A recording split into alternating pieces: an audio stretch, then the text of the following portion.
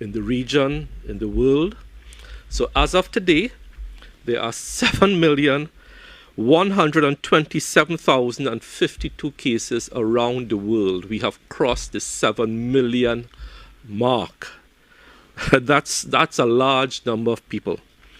Unfortunately, the number of people who have died has now crossed the 400,000 mark. It's at 406,847.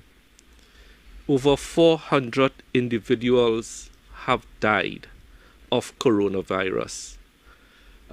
It means hundreds of thousands of families have been affected and touched in a very significant way. People are now without loved ones, without mothers, fathers. A couple families have lost 2 or 3 people to coronavirus. We in Trinidad and Tobago have escaped that sort of grim reality. Whilst 8 persons have died, and we do condole with their families, it could have been so much worse. To date, globally, 3,479,449 persons have in fact recovered, and this pandemic is now affecting 213 countries and territories and 2 international conveyances, which are mainly confined to being cruise ships. Sorry, I did forget to tell ladies and gentlemen of the media, good morning. Good morning, ladies and gentlemen of the media, and to the listening and viewing public. When we first started to give these statistics globally, the caseload per million around the world, which is a useful comparator, was about 120 per million. As of this morning, it is now 914.3 per million. That is showing the exponential rise in the number of cases per million. As we continue this morning in the accelerated reopening of the economy, it becomes even more crucial that the public continues to accept the baton that has been passed to them, to engage themselves in a meaningful way to apply all the necessary public health measures to reduce your chance, your family's chance, your children's chance, your grandparents' chances of getting coronavirus. The reason for emphasizing these public health measures is this. Without calling specific countries, there's one country in the CARICOM region that has seen a spike in cases from May 16 to June 4th. In May 16, there were 100 cases, and in 3 weeks, it spiked to 2,600. That is a frightening statistic, and that is close to us. In South America, the virus shows no signs of abating. The reason for referring to these 3 territories which are close to us is to emphasize the point, because people keep asking me since an unfortunate public statement was made. A very unfortunate public statement, which if people listen to it, will lull this country into a false sense of security. And that is, it has nothing to do with sunshine. It has nothing to do with temperature. Please disabuse yourself of that rather uninformed, unintelligent statement that was made, which was supported by persons who should know better. Sunshine will not save you. Heat will not save you. What will in fact save you are the public health measures, which are washing of hands, use of sanitizers, the wearing of this simple piece of cloth with 2 pieces of elastic called a mask, and wear it properly to cover your nose and mouth. Not like this. Wear it like this. As we open up the economy more and more, it means more and more people are moving. As people move, what will move with people? The virus. The virus moves with people. So to interrupt the transmission of the virus and to lessen the chance of person-to-person contact, these simple measures, which aren't going to cost you much. You could make your own mask or buy one for as low as $10 that I have seen on Independence Square, $20, or make your own mask. Walk with your hand sanitizer. I am again appealing, as we open up the economy more and more, that companies, organizations, businesses, small, medium, and large, please enforce the no mask, no service policy. And it is not good enough to just have a sign up saying no mask, no service. Because I went to fill gas in a gas station, walking up to the teller who is behind glass, I saw the sign, no mask, no service. So when I see the signs, I feel good. I say, aha, the message is getting through. No mask, no service, you can't get gas. I went up, I paid my $200, Minister Cox, and as I was walking away, the man behind me had no mask, walk up, and he got gas.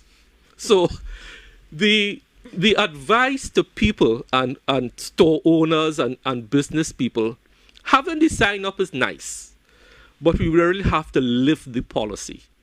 And these simple public health measures will help us keep this country as, I don't want to use virus-free because we are not virus-free. We can't make that claim. But as free from the calamitous positions that other countries have found themselves in. So, Minister Cox, I just want to close with that plea to business owners and to persons wherever they are to live the mantra, no mask, no service. Thank you very much, Minister Cox. Thank you very much, Minister. At this time, the Chief Medical Officer, Dr. Rishard Khan, will provide us with a clinical update. Hi, good morning, Honorable Ministers, Good members morning. of the media, members of the viewing and listening public, Professor Carrington. The number of samples submitted today as of 10 a.m., that is the 8th of the 6th, 2020, are 3,409. Number of repeated tests thus far is now 508. Number of unique patient tests completed, 2,901. Number of positives remain at 117. The number of discharges go up to 109. So the patient at Homer Football received their second negative test, making them meet the medically discharged criteria.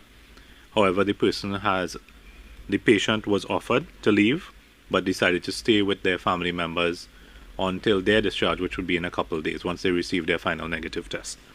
In terms of the parallel system, therefore, we have a total number of 39 persons left in the parallel system at this point. Our 52 returning nationals from the Disney Fantasy Cruise would have been discharged starting this morning and complete by the end of today, leaving in Cascadia 2 persons, in the Tacarigua facility 29 individuals, and healthcare workers at Napa 5. At the Homer Football we remain at 3 individuals. So, Minister Cox, that's my brief summary this morning. Thank you very much, Dr. Parasuram.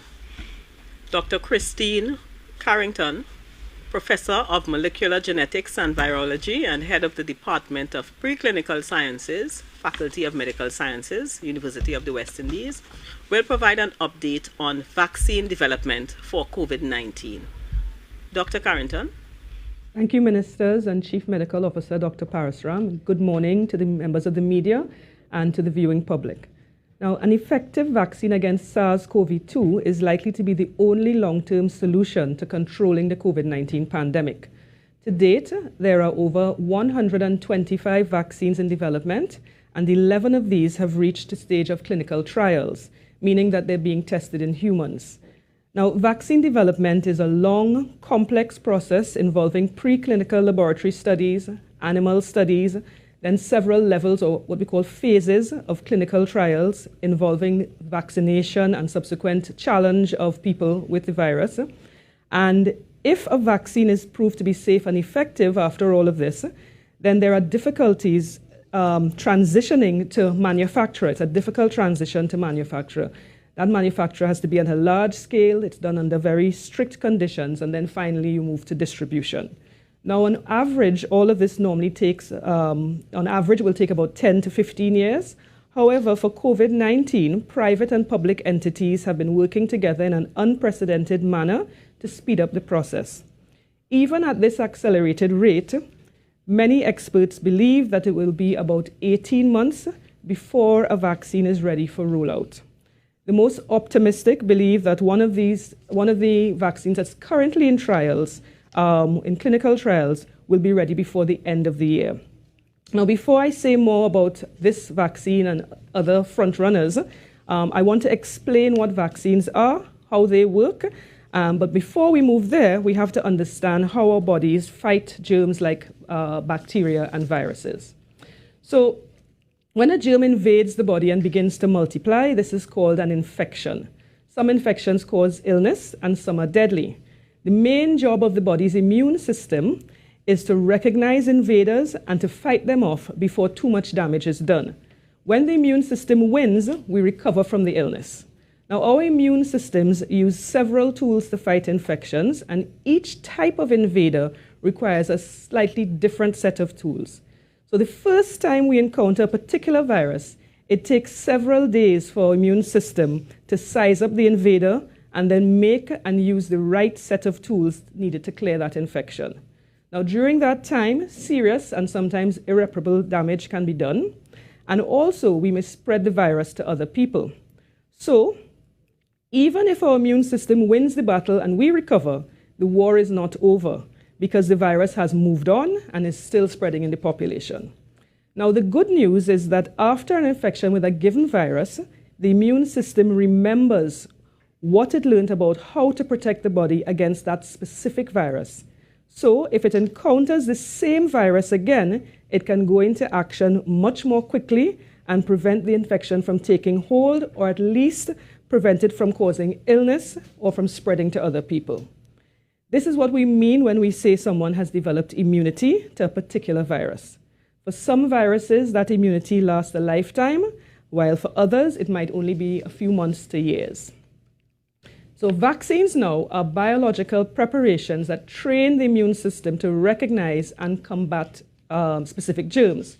A viral vaccine will typically contain a component resembling the disease-causing virus. It is the same virus it is training the immune system to recognize. So this component may be a weakened or inactivated form of the target virus, or it might be one of the target virus's proteins, or it might be a totally different, it might be genetic material from the virus it's targeting that once it's delivered into a cell will allow that cell to make the proteins belonging to that virus. Or it can be a totally different harmless virus that has been modified, so it carries some of the proteins from the target virus or the genetic material needed to make those proteins. Now, whatever the type, when a person is vaccinated, their body thinks it's been invaded and an immune system, an immune response is triggered. Now, because the vaccine looks like the disease-causing virus, the tools that the immune system produces and remembers for the future will be effective against the real disease-causing virus. So, if they encounter that virus later on, their immune system will immediately recognize it and mount an aggressive attack before the infection can take hold, or at least before it can cause illness or spread to others. So, of the COVID-19 vaccines in clinical trials right now, one of the furthest along is AZD1222, developed by Oxford University. It used to be called ChAdOx-NCoV-19, the ChAdOx-NCoV-19 vaccine, and it is a weakened version of an adenovirus. It's a type of common cold virus, and this one that they've used causes infections in chimpanzees. And they have modified it so that it cannot multiply in human cells, but they've modified it so it can make SARS-CoV-2 proteins. It makes a specific protein called the spike protein. Now, initial human trials showed that it is safe and well tolerated and that it triggers a strong immune response that is able to recognize SARS-CoV-2. Animal studies showed that although vaccinated animals can still be infected by SARS-CoV-2, the level of virus is lower than in unvaccinated animals, and the vaccinated animals did not develop pneumonia. So there's some level of protection. Now, a phase 3 clinical trial involving 10,000 UK volunteers will now test whether people who receive AZD1222, the vaccine, are less likely to get infected by COVID-19 or to develop symptoms than volunteers who are given a non-COVID-19 vaccine. The results of that study are expected in August, but with COVID-19 transmission slowing down in the UK, there is the issue of whether enough people will get exposed to the virus in order to tell if there's a difference between the two groups. Now, and also, even before those results are in, with the support of a non-profit coalition called the Coalition for Epidemic Preparedness and Innovations, the company AstraZeneca is going ahead with preparations to produce 2 billion doses of that vaccine, including 400 million for the US and UK and 1 billion doses for low and middle income countries. If the vaccine is proved to be safe and effective, the first doses are anticipated to be available later this year, and the first 300 million ready by July next year. So there's a lot of ifs in between, but they're moving very rapidly. Another company, CanSino Biologics in China, has developed a similar recombinant adenovirus vaccine that has been shown also to be well tolerated and to produce an immune response, but again, we don't know yet if that immune response is protective. And the last one I want to mention is from a company in the US called Moderna, and their candidate vaccine called mRNA-1273 consists of a little snippet of SARS-CoV-2 genetic material packaged into lipid nanoparticles, a very small sort of oily bubble. And phase 1 trials showed that it was safe, it produced an immune response, and that some of the vaccinated people produced antibodies that could neutralize the virus. They are now moving to phase 2 trials with 600 volunteers to look more closely at safety and to better understand the nature of the immune response produced by that vaccine. So the take home is that there's a lot in the pipeline. Things are progressing at an unprecedented rate, but there is still uncertainty and a lot of work to be done.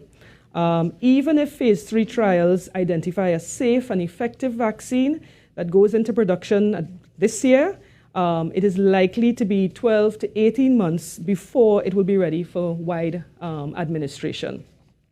So until then, we have to rely on trying our best to avoid virus entering the country.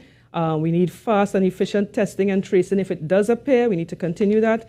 And we also need to rely on maintaining the new norm of physical distancing, hand, sneeze, and cough hygiene, and wearing masks. Thank you. Very good. Thank you very much for such a comprehensive, Excellent. That information is Excellent. good, Minister. Very good information. Members of the media, the floor is now open. Remember to identify yourself and the media house you represent before posing your question. We want to give as many of you an opportunity to pose questions to us, but that means in our limited time, we will have to give each media house a chance to get a maximum of 2 questions in. Once we have completed the pool and time allows, I will come back to you. So let us keep this in mind as we begin taking your questions. 91.9. Hi, good morning to the panel. Verne Extavour, 91.9 FM. Just 2 quick questions. I wanted to just get some clarification on the churches and when they will be able to resume having their services. There are some persons that sent me some information saying that they have information that they could carry on the Corpus Christi observances for the Catholic side of things on Thursday. And I also wanted to just get some insight. Minister Cox, if you could find out some insight.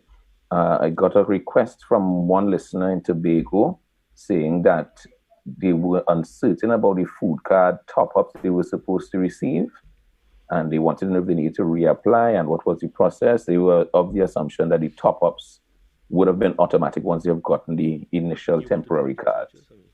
Okay, thank you. I will check on that information and get back to you as soon as possible, hopefully before this press conference is finished. Okay, on the issue of places of religion are allowed to start back their religious practices from this Thursday, regardless of religious persuasion. So this Thursday. Okay, thank you. Okay, thank you. AZP News. Hi, good morning. Priya Bihari, azpnews.com. Professor Carrington, when a vaccine is developed, how long you think it would take to reach our shores? And secondly, how long you think it will take the population of Trinidad and Tobago to be fully immunized with that vaccine? And secondly, to the Minister of Health, recently, Minister, you spoke about the 877 well number that doctors there are going to be trained to deal with the mental health issues. Have they been trained? And can you tell me what sort of calls and numbers you all are getting on that line now? Okay, so I will take the second part first. Yes, 877 well has been operational for over 2 months now, CMO. Yeah. And we initially had about 10 doctors trained, and then we bumped that up to 18. And as to the number of calls, I don't have that number now, but my COPCOM person is here, and she will check and probably give it to you during the course of this broadcast. Dr. Carrington. Dr. Carrington. Thank you. So you asked about if a vaccine is developed, how long it would take for it to reach our shores, and once it's reached our shores, how long will it take to immunize the whole population? So that's a difficult question. The getting a vaccine from a manufacturer to out to the person who needs it is a long process.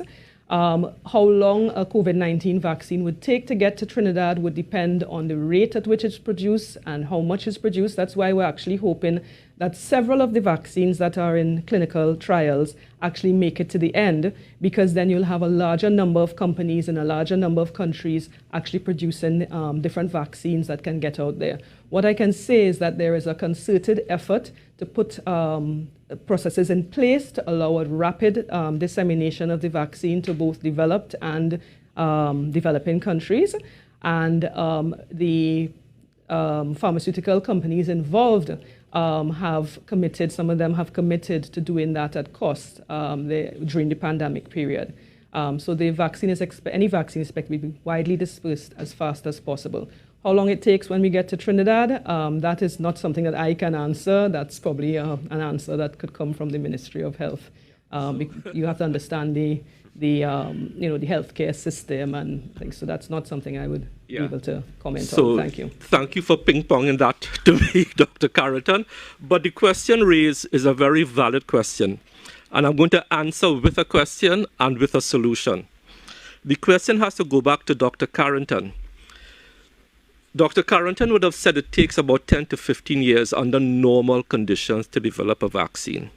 The world is trying to develop a vaccine in short space of time. So the question to Dr. Carrington is, what is the trade-off between speed, efficacy, safety?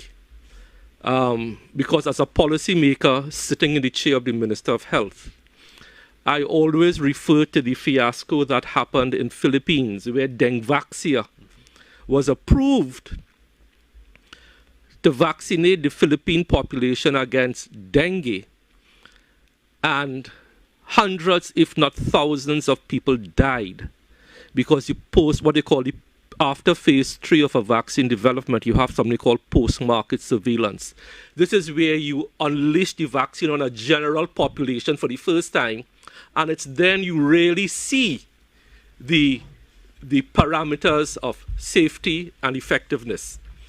At a recent WHO assembly about 2 or 3 weeks ago, the African Union, led by, I think, the president of South Africa, Cyril Ramaphosa, he actually raised the issue that if any COVID vaccine is developed, it should be patent-free.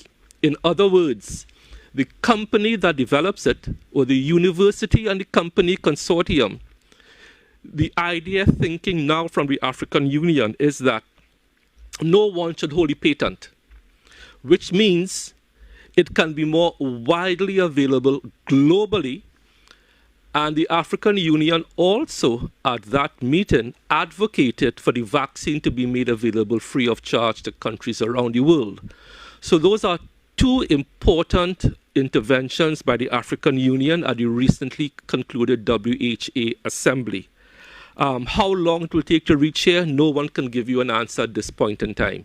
So Dr. Carrington, sorry to put you on the spot, but could you explain to the population the trade-off, if any, between safety, efficacy, and speed of development? Thank you, Minister. So, as I mentioned earlier on when I was speaking, vaccines normally go through a long process of in making them, in testing them, and then checking them at different levels of clinical trials to see if they're safe, if they actually work, etc. And what normally happens is all those stages occur one after the other. So you complete one stage and you move to the next. You get the right approvals and you're approved to move to the next stage. And during the clinical trials, you're moving up from small studies with a few people in a very controlled conditions, where you observe them very carefully. Then you move to slightly larger groups, and then you have what are called phase 3 trials, where you have very, very large, like thousands of people who have volunteered to be tested, etc., and they're monitored as well. So it's a long process, and these things normally happen one after the other. What they're doing now is trying to contract that whole thing by having some of these stages. They're not missing out any stages, but they're overlapping some of the stages. So that brings the time down. The other thing that we have to bear in mind is that we had some of these vaccines have been informed by our prior experience with other coronaviruses. So SARS, the original SARS coronavirus, and MERS, the Middle East Respiratory Syndrome coronavirus. So there were already some vaccines that people were making for those viruses that had gone through some of the steps, and what they've done is modified them. So that shortens things as well. Another major thing that they're doing is in the manufacturing. So instead of waiting for, what they've done is they've pulled together private and public partnerships, and there's these foundations that are working very hard to try and make vaccines available to as many people as possible, regardless of what the economic status of your country. And what they've done is they've brought all these bodies together and are working with the pharmaceutical companies to begin manufacture before approval. So before the vaccine, they've finished. So as they go along, they're always trying to project, is this vaccine going to work? And when they say, we think we have a very good chance, they get the manufacturer to start setting up their factory, because that's a long process as well. So that has been truncated as well. But of course, the vaccine will not go out until it has shown that it is safe. And as the minister said, there's always the case when you move from tens of thousands of people being tested to millions of people, you will find rare effects that you wouldn't have seen before. But that's the way it goes. Thank you very much. Hope that answers. Thank you very much, Professor. 98.1. Very good Monday morning to the panel, Stephen Cummings, 98.1 FM. My two questions quickly, one for Minister Dayal Singh and the other for Dr. Carrington. Dr. Carrington, I want to press you further. How involved is the University of the West Indies in clinical collaborative studies on not just COVID, but infectious diseases in Trinidad and Tobago? Now, the question comes against the background of the need for research and studies, which are critical elements in us finding solutions and getting basically a response to the COVID-19 issue. And Minister Dayal Singh, I asked the question on the last occasion, and I think it was 48 hours, you said that it was just 48 hours, but I want to go back to that issue of the building out of capacity for the expected inflow of citizens who would be coming into the country in the coming weeks and months. I just wanted to get an idea as to where we are with those, the advancing of those facilities. Thank you. The second part first, give Dr. Carrington some time to collect her thoughts. So yes, we are expecting, and I'm trying to get the figures here for you now. We are expecting 85 persons, students from Barbados, and 127 from Jamaica. So that's 127 and 85, 75, 13, over 200. And we have built out and gone into the University of the West Indies, and we are using their halls. The TTDF is conducting some minor refurbishment and repairs there.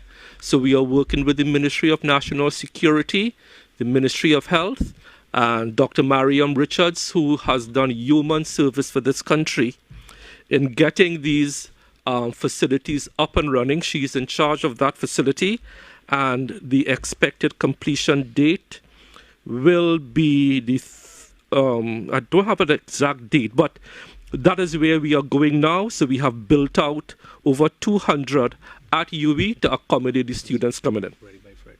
Yeah, so it should be ready by the end of this week. That's what the CMO has just informed me on. Okay? Dr. Carrington?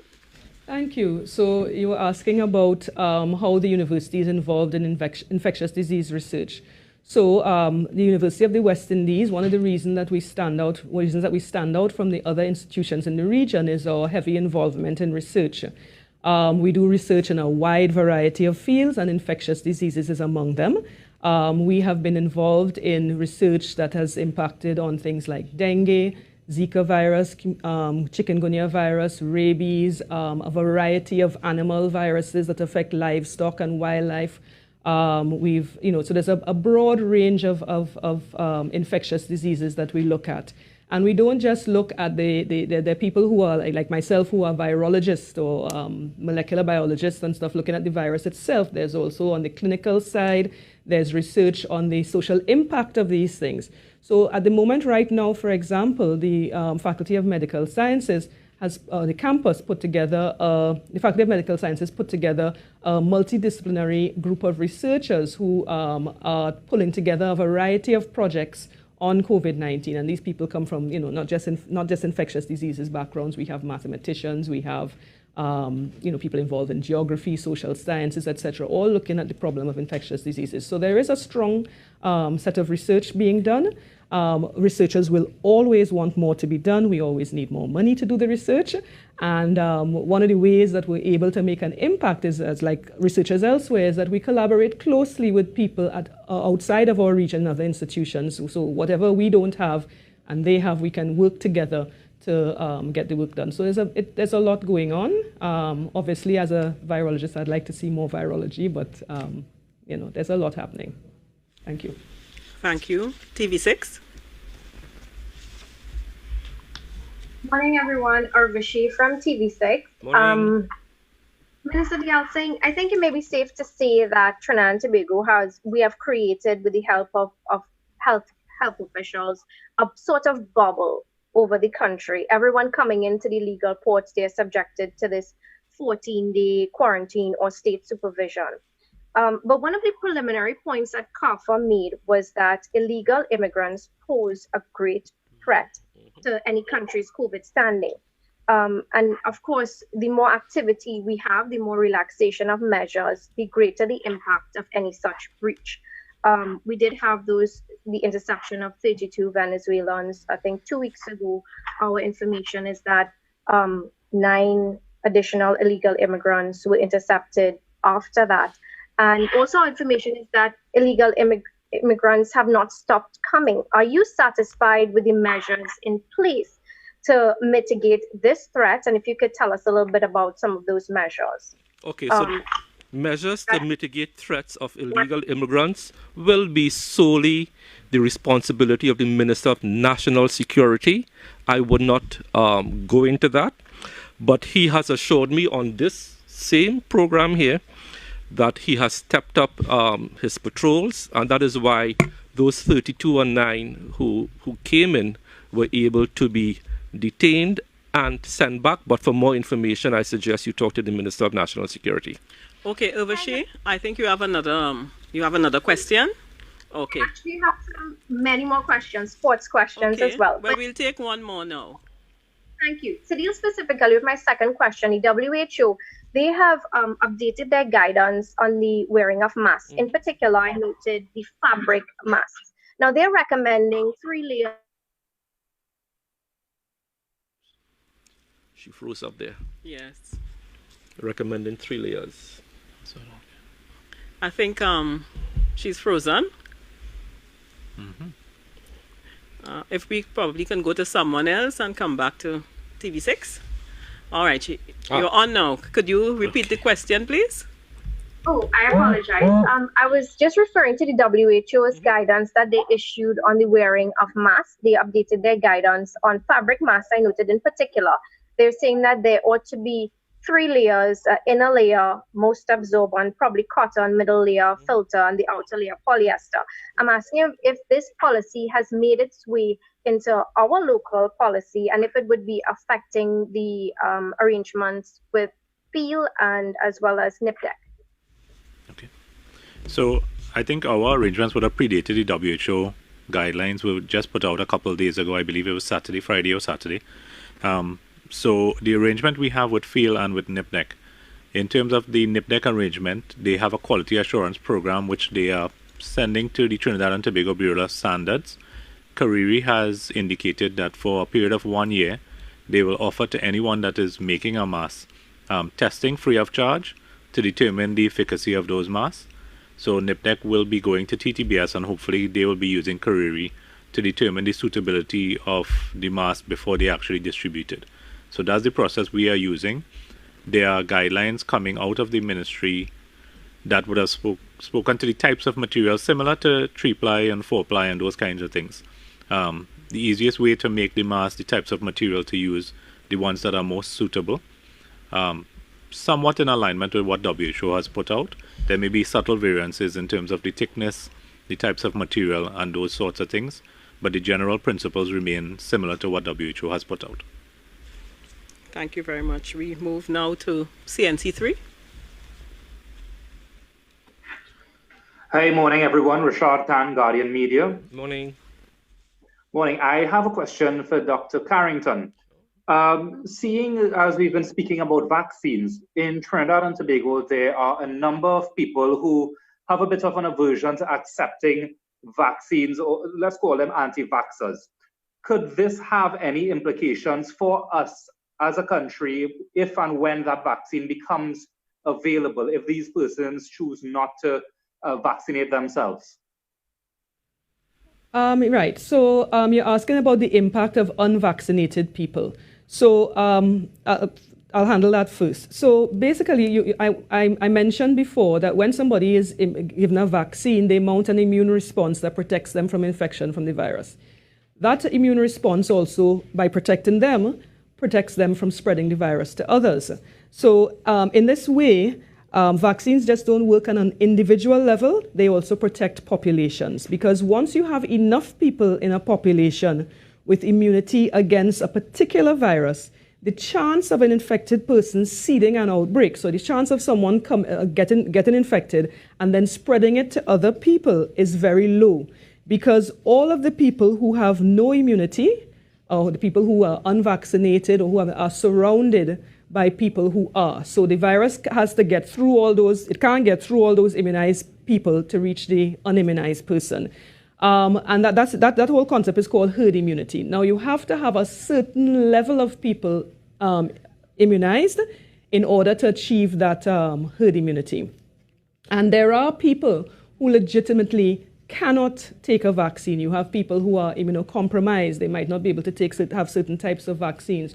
Sometimes they're very young. There's people who are very old. So there's people might be allergic to specific components. So there are people who genuinely cannot take a vaccine. And by everybody else being vaccinated, you're protecting those vulnerable people, newborn babies, they're not vaccinated yet, etc.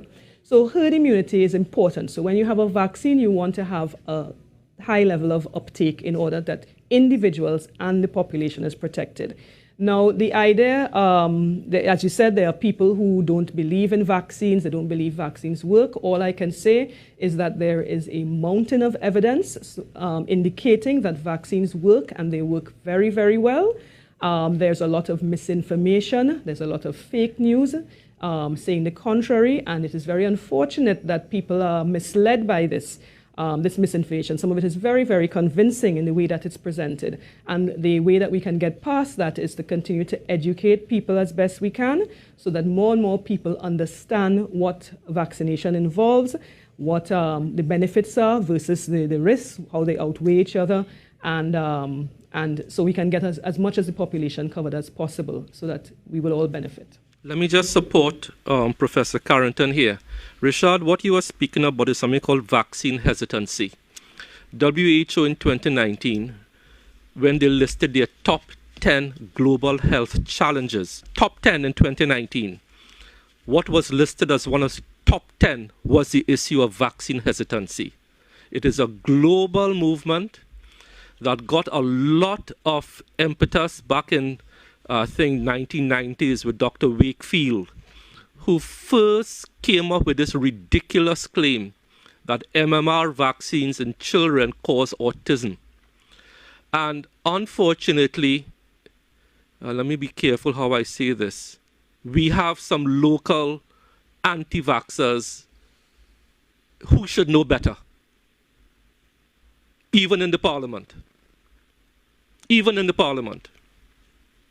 So the anti-vaxxers movement is a movement that policymakers like myself have to strenuously fight day in and day out. So I hope that lends some clarity to the issue. Okay, CNC3? Yeah, so Minister, I know Dr. Carrington said that this vaccine is quite a while away.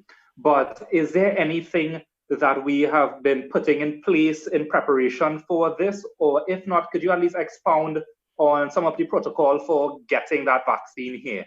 Okay, so any vaccine like this will have to come through PAHO. So when a vaccine is available, depending on the ability of companies to scale up to billions of doses, we will have to work with PAHO as we have been with flu vaccines and all the other vaccines. So to deliver a vaccine, you can't put too many things in place now. For instance, does it need cold chain? Does it not need cold chain? We can't put cold chain in place now if it doesn't need it. So like the regular flu vaccine needs that. What size syringes do we use? What is the site of injection? We just don't know all of these things as yet, but as soon as we know it, we will start to prepare. Okay? Thank you. Thank you, Minister. Tobago, Channel 5. Good morning, Kandace Jackson from Tobago Channel 5 News. My question, first of all, is are there any special protocols in place for things like communions and so on when church services are allowed to, and other religious services are allowed to begin? And also, we continue to get calls from persons who are frustrated, not sure what to do with their children as, work returns and there's no daycare or camps or anything like that available for their children to be during the daytime. So it's making it difficult for some of them to go to work and still, be there for their children. So I was just wondering if you could provide some advice to parents in that situation. What are they supposed to do? Okay, concerning the communion, Dr. Yeah. So this guideline, I don't know, this is for places of worship. It's a Ministry of Health guideline that is in final draft, should be ready for circulation tomorrow. Once it's completed and Minister signs off on it, we will circulate through the IRO as well as on Facebook, Ministry of Health Facebook, so that everyone is aware of it. We have done some consultation with the major religious bodies so far, but we are trying to get this guideline through the IRO to every sector prior to opening up of the religious places of worship. So in terms of your second question, as it relates to nurseries, I think we handled that on 2 previous occasions. While we empathize with the families and understand the plight, we have to understand we're still in unusual circumstances. This is a pandemic that is existing, and we would like to keep our children as safe as possible. They can't social distance, they can't do all the measures that we have in place, and we we really would like that any arrangements with children to be held until September when school is about to reopen, so that the children come out together and we protect them in a safe zone as long as possible. Yolan Thomas. Thomas from Caribbean Lifestyle Communications. I have two questions. When will supermarkets be allowed to open until 8 p.m., like food establishments, as well as the visitor policy for hospitals? I've been informed that persons are actually going in one at a time rather than one per visit. So I'm understanding that some healthcare professionals are expressing concerns about it. Okay, so thank you. I will take those two questions. The issue of supermarkets opening beyond 8 o'clock, beyond 6 o'clock, sorry, is something we will address in the next cycle of opening. I can't give you to say it will happen from so and so date. We are trying to be very careful, and I think it must be appreciated this careful incremental approach has worked brilliantly for Trinidad and Tobago. Trinidad and Tobago is one of the few countries that does not have to rebound to their original lockdown positions. So while I understand, sympathize, and empathize with everyone who wants to go back to a total state of normalcy, if we try to do that too fast, the same people we want to have a job, the same businesses we want to keep open may have to end up closing back. So let's take this thing incrementally and wisely as we have been doing. On the visitor policy, I want to thank you for raising that. And I have a meeting with CEOs. I meet with CEOs every Tuesday morning at 8:30. I will make sure and raise this with them. So thank you for raising that with me. It is one visitor, not one at a time. So thank you for raising that with me. Guardian Media Limited.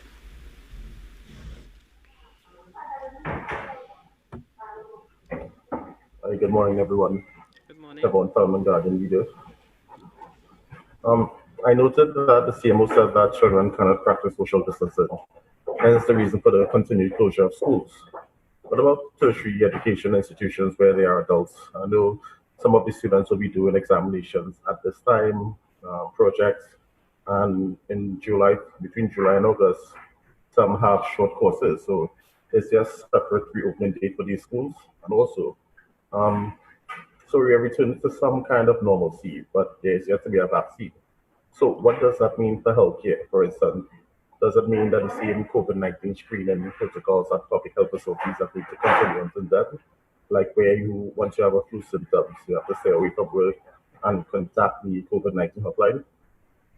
Okay. So in terms of your first question, so children, it is more difficult for children to social distance than an adult in most instances.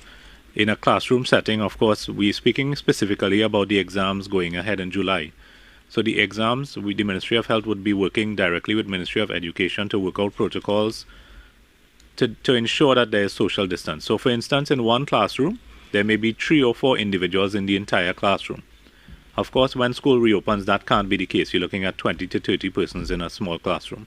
So social distance is extremely difficult in that sort of setting. We have seen in other countries of the world exams being conducted on a playfield. I saw a picture where South Korea actually using a large playfield to conduct their examinations, which is open air, and they have a lot of social distance occurring in there.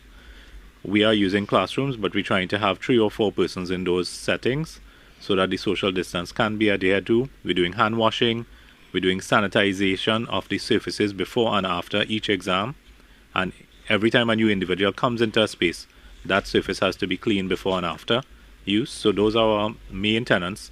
And you're speaking about, most importantly, if someone is ill, that they are not allowed to come into the space. That is the most critical one, so that we avoid spreading any viruses during that time. I promised an answer on calls, so I got some information. Between May 1st and May 22nd, there were 1,000 calls to 2 hotlines. That's the latest data I can get for you. 1,000 calls between May 1st and 21st. Thank you. TTT. Good morning, Ian Wason TTT News. This question will be for either the CMO or the minister.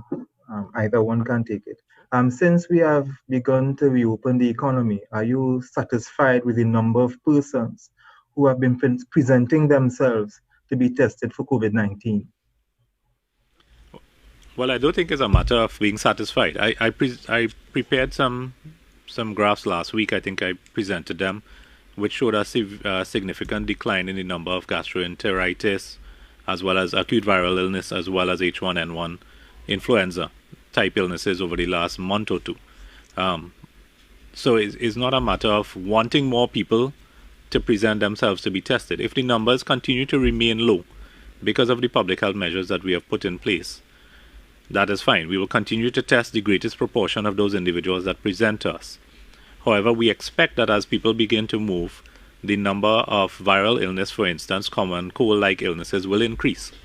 And once that increases, we hope that as they present to the facilities, we will continue to increase our community testing, and therefore we will have a larger cohort of persons to test, and we will see, how we go in terms of negative. So it is a matter of testing a significant proportion of the people that are presenting to us is what we're looking at. So whether the numbers remain low or increase, we need to consistently be able to test a large number of those individuals. And I think we have enough tests in the country presently as the numbers increase to continue to do so. Okay, thank you. I have a response for Verne 91.9 concerning the automatic. He asked about automatic top-up of the food card. Right. The answer is yes, it's automatic. So a total of $1,530 if it is a temporary food card. If it's permanent, they would have already received their top-up.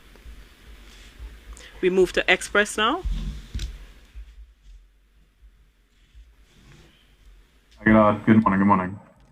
Morning. Hi.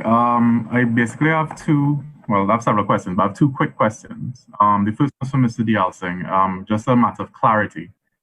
I know you touched on this matter in May, but members of the horse racing community, that sporting agency, they're claiming that they can start their operations as early as June 19th, as they substantiate their claims by saying they fall under the Ministry of Trade.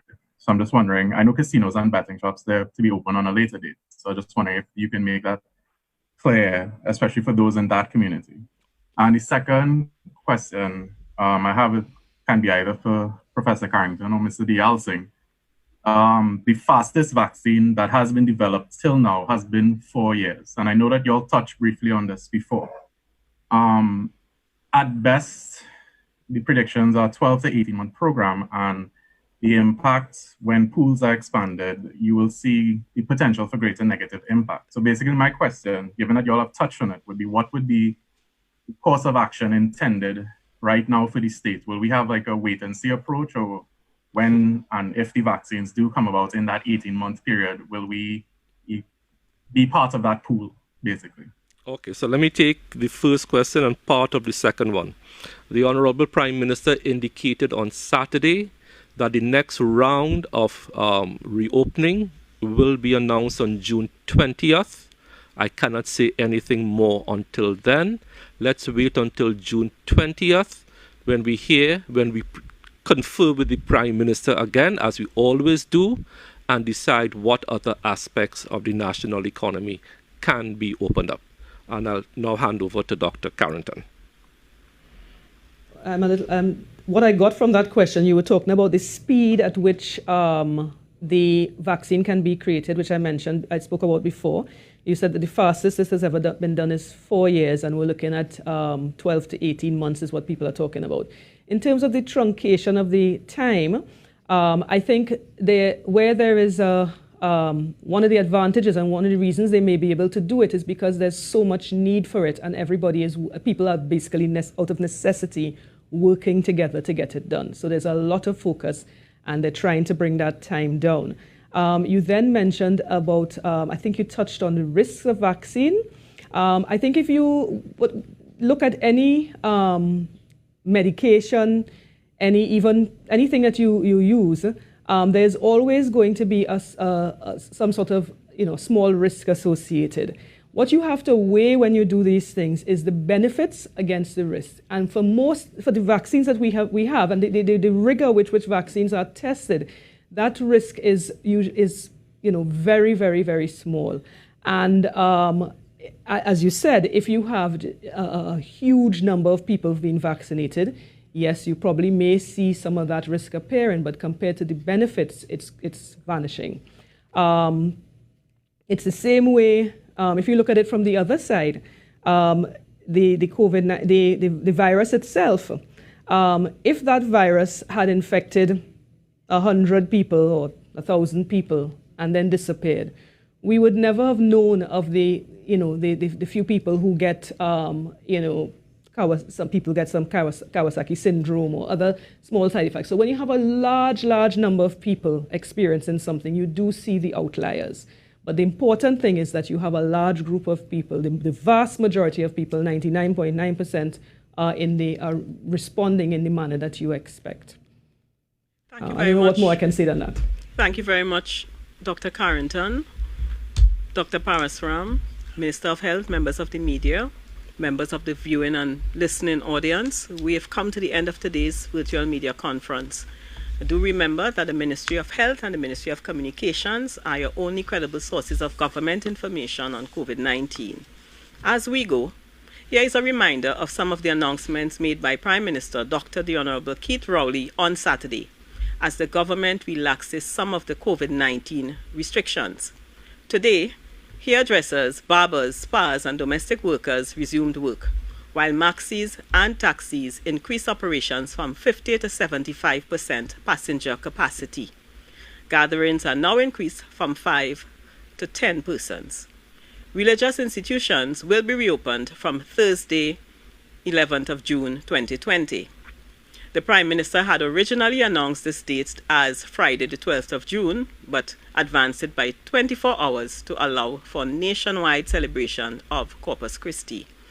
I wish to remind you that the CMO will provide guidelines for the resumption of religious services, which will include the need for sanitization and physical distancing. We are also recommending that all gatherings for religious activities be held for 1 hour and that those attending wear masks. On June the 20th, the Prime Minister will announce the next phase, which is expected to start on June the 22nd. Over the next 7 days, approximately 600 to 100 persons will be returning to Trinidad and Tobago.